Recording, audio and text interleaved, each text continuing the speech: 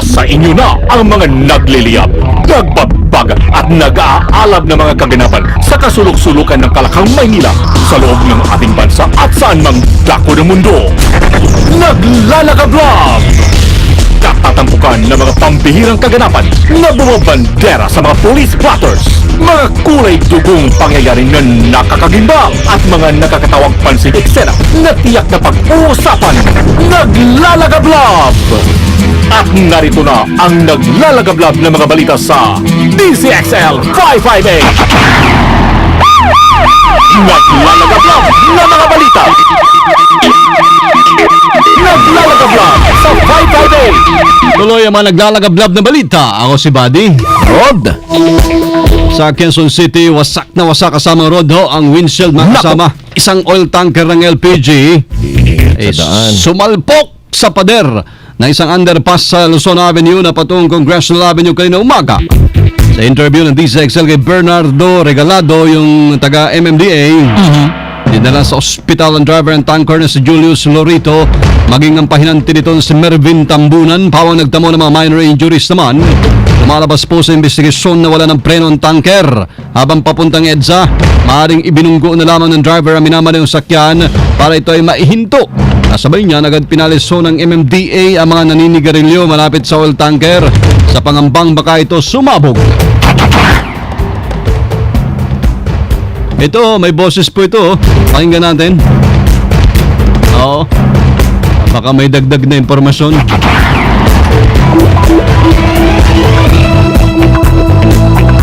Sige, meme ng konti at baka naninigarilyo pa ito, ha?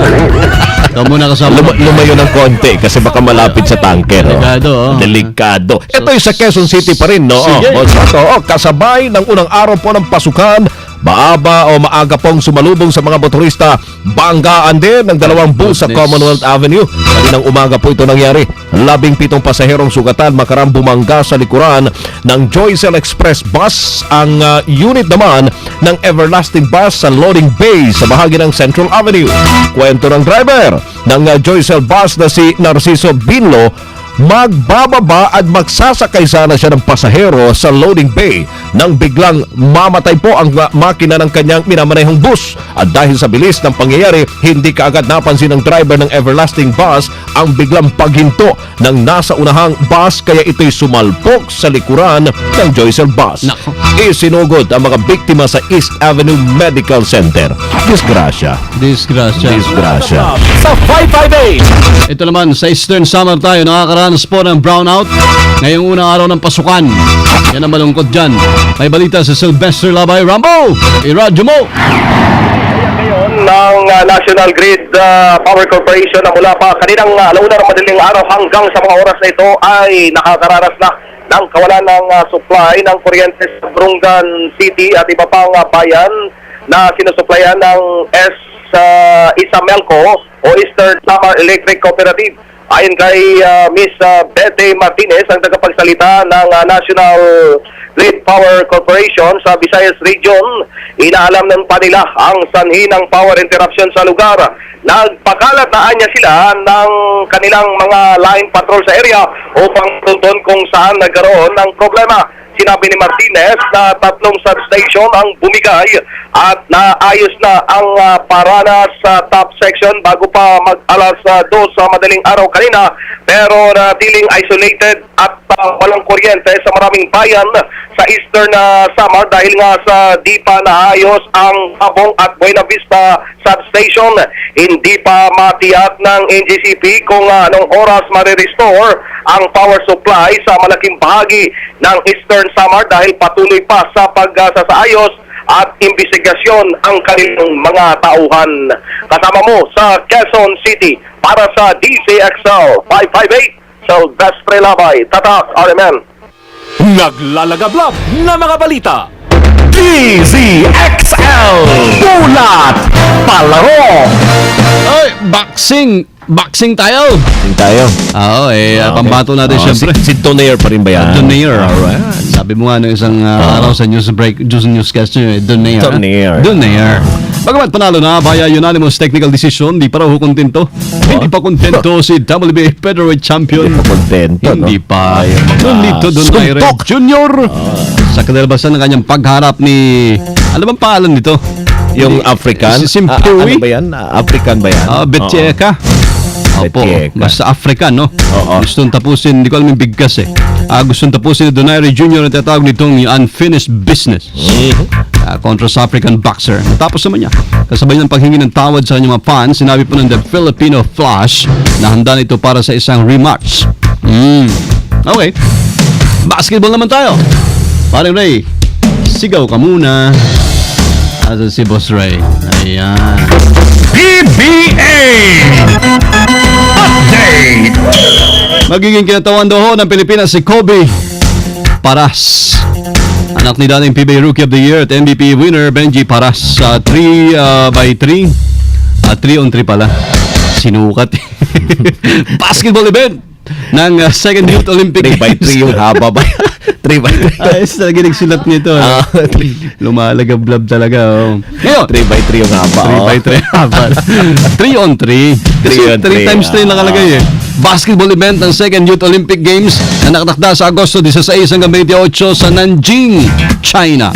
Napabilang po ang 6'6" or 6'6" na si Paras sa Nanjing bound team matapos ito manalo sa FIBA 3-on-3 Under-18 World Championship sa Jakarta, Indonesia. Magaling din itong magdakda kasama Rod. Kasabay niya na ay magdaraos ang Samahang Basketball ng Pilipinas ng qualification tournaments para sa 3 bago maging kampi ni Paras sa koponan. Go Kobe! DZXL Showbiz Balita! Eto na! Si Macarena. Ay, hindi pala. Si Rizke. Kala ko si Macarena. Tagalog ng Macarena, no? Espanyol Espanyol yan. Espanyol Macarena. Sa English no, Mackerel eh. Mackerel. Isda yun. Isda yun. Pero parang Macareño to eh. Macarena. Malambing. Malambing, di ba? Malambing. Malambing. Yan. Good afternoon. Ay, good afternoon. Good Miss afternoon Kenny. sa inyo lahat dyan, mga Afternoon. chatters. Hello, friendship. Hello, Papa Buds and Papa Rod. Hello. Eto ang ating chika ngayong tanghali. Mackerel ba yung ulam? Masarap yun. Makarel. Mackerel. Igigisa. No? Tapos Oo, sa lagyan ng sibuyas. konting itlog. Oh, pwede Abay, din, naku, no? sarap. Ay, omelette naman yung ganon. Ganun ba yun? Oo. Lagyan ng konting gulay. Oo, pwede rin. Si Yung mga- repolyo, pechay, ganyan. Tungkol ba sa mackerel yung showbiz? Hindi. Ay, Ibang klase to eh. Ibang klase. Hindi makarel eh. Baka magkarelasyon. Ayun! Pwede. Talaga. Basta June eh, boss Oo. Bat. Oo. Sabi nung kaibigan natin, yung nakatira sa may computer, si Google, Anong ibig sabihin? ang Macarena pala ay a dance performed with exaggerated hip motion. Ay, ganun kaya pala. Giling to the max talaga. Kilig to. Yung tapon-tapon yung baywang na Oo, kung pati saan. mga Oo. ulo, kamay, Lahat mga ng braso, kanto. lahat. Yun, isang Pwede. sayaw pala yan yung talagang baywang at lahat. Macarena. Itinatapon. Kaya rin parang ano yung itsura pagka sinasabi. Alam mo yung toro na di ba? pag sumasakay ka doon. Pasibasa yung likod na nagwawala yung toro. Alas ihampas ka na Ano, halos oo. itapon ka So, na. ganun yun, oo, halos- Ganon. Ang movement. Na move. Nakakatakot pala yung Nakatakot. sayaw Makalaglag ng buto. Macarena. Makalaglag utak yan. Parang bulate, pasintabi kayo na nilagyan ng asin. Oo nga. Yan! Grabe! Nararamdaman ko yun! Ako, maano-ano yan. Tapos, Mga palandit-palandit. Buhusan ng konting suka. Buhusan ng konting suka na to. Ay, ray ko po. Kawawa naman si Earthworm. Ano ba nangyari na? Oo. Eto, mula doon sa magkarel, yung magkarelasyon. Etong si Danita Paner at saka si Willie Revillame. Oo. Tipid na tipid ang sagot dito ng kanyang ate na si Tina Paner dahil pagdating daw sa buhay ng kanyang sisterette, lalo na kung personal, medyo Hindi na iwas-iwas siya doon. Oo. Pinapakialam pa. Oo. Okay. Una-una naman daw, hindi na menor de edad si Danita. Pwede na raw itong mag-decide kung ano ang bagay sa kanya kung ano ang gusto niya o hindi, at alam na rin daw nito kung ano ang tama at mali sa kanyang ginagawa. Pero ganun pa man, concern pa rin naman ang kanyang kapatid na si Tina kay Danita, dahil nga may ganung mga sumisingaw na chika na nagsasama na raw si Danita at Willie magmula nung sumingaw ang Danita-Willie romance, at nakikita na rin silang magkasama sa mga bakasyon, ganyan. Sa totoo lang naman daw, sabi ni Tina Paner, ayan kung ano man ang meron sa pagitan nila ni Dan at ni Willie, hands off na muna siya dito. Kung ano ba, let it go. At kung ano man ang totoo, bahala na ang publiko na humusga kung ano talaga ang status ng dalawa. No, pero so far sa ngayon, At the end of the day, friendship pa lang sila. yes, siya pa rin daw ang magde-decide kasi buhay niya iyon. Ayun. Mahirap talaga Nasa ba ngayon si paring Willie? Wala ng mga TV, no? Wala siyang mga TV. Pero babalik daw siya, di ba? Oo nga, may babalik ganung balita na. Sa casino. Bakit ganun? oo. Sa program. Sa program. Baka, Wala naman siyang plano magtayo ng sarili. may negosyo siya. Sarili, kaya lang. Oo. Parang ayun nga, nangangamay na bumalik siya ulit as host. Sige. Basta Pagbigyan na may lang pera, ulit. nakakabalik yan. No. Ay, oo. Ganun talaga. Ganun talaga. Lalo na kapag may pera, makakabalik ka sa Oo. bahay. Pag wala kang Dahil pera, may hindi ka pamasahe. makakabalik. Maglakad ka na lang. Kaya, mamanos. Oo. Narinig ko, eh. Magbigay ka ng envelope dyan sa mga jeep, no? Hindi ka makakabalik. Nakalagay ka dyan.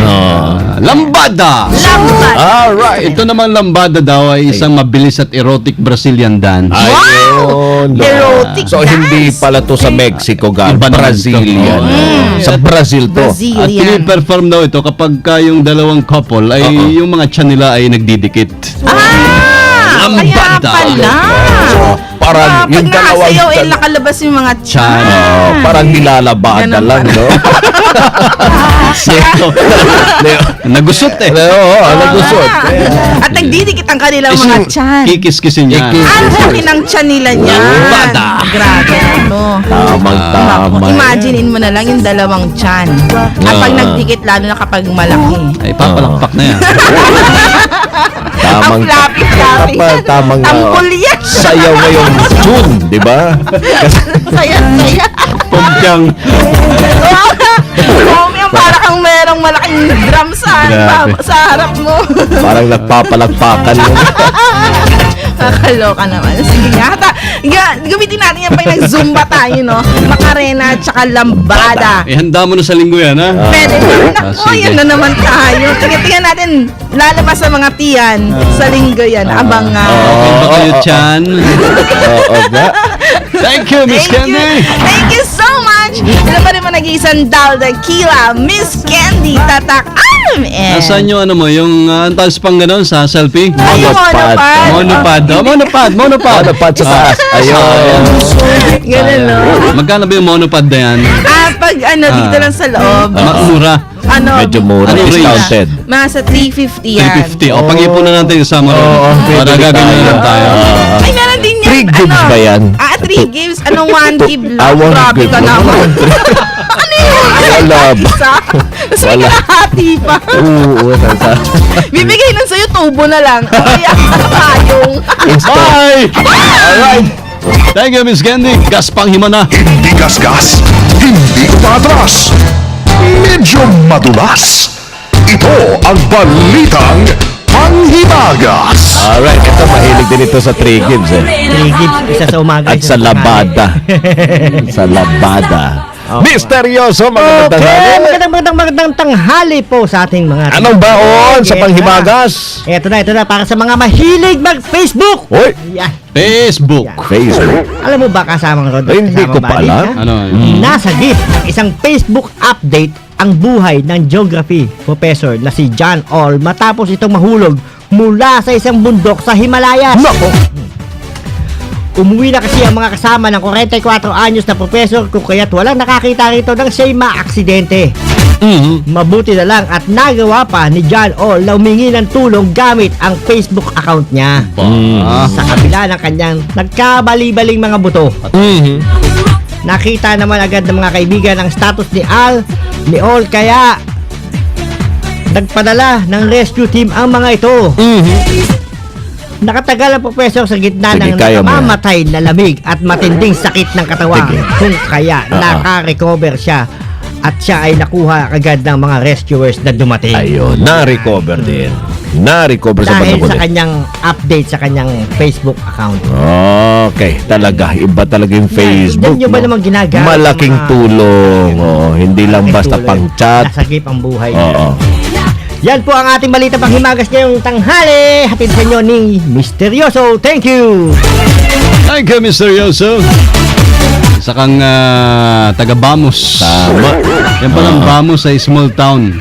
Oo. Sa Greece. Aba? Pero, Vamos. pero sa inyo, sa Zamboanga, ano ibig sabihin? Vamos kasi pag sinabing vamos, so vamos, so parang gano'n, no? No. Parang welcome. Welcome. Ayun. Vamos. Bienvenidos. Yun. Bueno. Tuloy lang po ang inyong... Vamos. Vamos. Suporta. Vamos sa suporta. Sa saan ba? Sa PCSO. Ayun. Ayan. Thank you, PCSO. Tumbok din. Tumbok din. 649 Super Lotto gabi. Alang winner. 16 Wala pa. million pa lang naman ang initial. Magkano? 16. 16 million pa lang naman ang Sa initial. 649. 649 niya. Walang winner gabi. 655 na sa umabot naman 100. Wala pa. Wala Kasi pa yata. 90 plus yung mga karang linggo. Oo eh. Imagine pag napanalunan natin yung kasama Ay, ko. nako, talaga. Pares tayong wala dito. Oo. Pero gaya ng sinasabi ng iba, hindi mo na magpapahalata. Ay, wag. Lifestyle eh. Oo. Tahimik muna. Tahimik muna. Otherwise, ba'y ka mapatahimik? Ganun lang yun, no? Dire-diretsong naglalagabla. Alitan tatak RMN yung po napahinggan na kasama sa DZXL 558. Ngayong tanghali ng Lunes, mga kasama, June 2, 2014. Opening na ng klase sa pampubliko. Ingat lang mga kasama niyo po sa serbisyo publiko from the province of Occidental Mindoro. Mabuhay ako si Badio Obera. At from the city of Zambo, El Diostedes amigo, Rod Marcelino. Kayo pong lahat sa DZXLI Tatak RMN.